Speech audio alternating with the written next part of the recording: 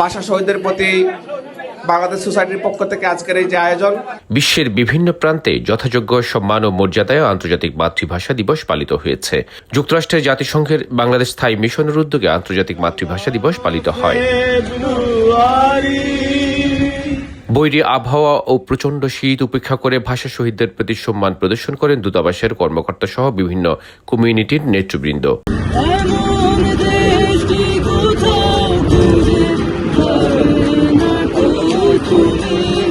এই সময় তারা বাংলা ভাষাকে বিশ্বের বুকে সমুন্নত রাখতে সর্বোচ্চ ত্যাগ স্বীকার করতে প্রস্তুত বলে জানান।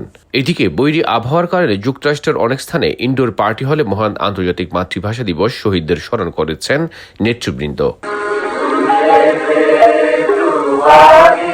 এর আগে ২১-এর প্রথম প্রহরে বাংলাদেশের নতুন প্রধানমন্ত্রী তারেক রহমান সহ বিভিন্ন রাজনৈতিক দলের পক্ষ থেকে আন্তর্জাতিক মাতৃভাষা দিবস উদযাপন করা হয়।